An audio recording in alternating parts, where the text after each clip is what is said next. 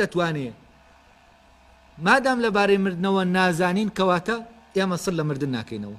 یعنی لە ڕاستیە ئەوەی کە کەسێک دەترسێنێ ئەوە نییە، یعنی ئەوەی کە ئەو اعتقاداتەنە دروست دەکات لە دوای مردنەوە چی ڕوودەدا بۆ خۆی، ئەوە لە ڕاستیە لەوە ئەو اعتقاداتەنە قبول دەکات کە خۆی ناتوانێت چاک بێت، کە خۆی خراپە، کە خراپە لەوە دەپرسێتەوە بزانێ دوایەوە چی لێ دێ. بەڵام کەسێک کە چاک بوو پێویستی بەم پرسیارە نییە کە چی لێ دێ. بۆچی؟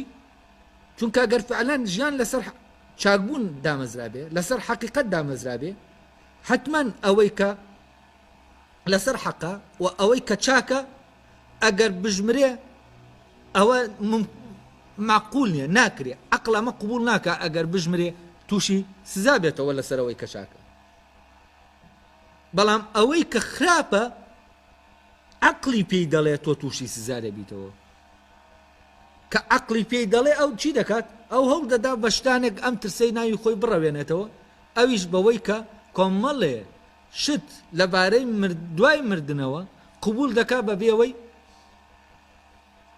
ئەم شتانە تحقیقی لێ بکە وایە یاوانی.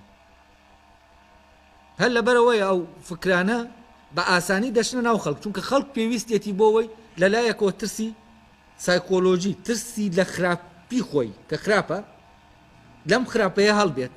لەبەرەوەی لەم خراپەیە هەڵبێت دەتوانێت چی بکە؟ بۆ ئەوەی لەم خراپەیە هەڵبێ چی دەکا؟ بە ئاسانی ئەو بۆچوونانەی کە وازانینن، زانینێکی ڕاستەقینەنین لەبارەی ئەوەی کە لە دوای مردنەوە ڕوودەدا وەریان دەگرێت. یعنی سەبەبێکەیە بۆ ئەوەی کە سوکرادەم بۆچوونە وەرناگرێ، ئەویتر وەری دەگرێت، ئەویتر وەری دەگرێت لە ترس وای لێ دەکا وەریگرێت. ترسی چی؟ ترس لە خراپبوونی خۆی، ترس دەوەی کە عەقڵی پێی دەڵێت تۆ خراپ بیت و شتەکان لەسەر خراپە دانەمەزراون، لەسەر چاکە دامەزراون. کاتێک کە تۆ خراپ دەبیت ئەوە کێشەر بۆ دروست دەبێت.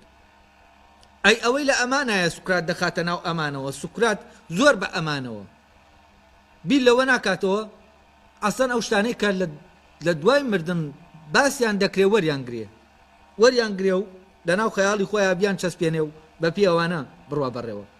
ئەوەی کەوا دەکات سوکرات و ئەمانە وەرنەگرێت چییە؟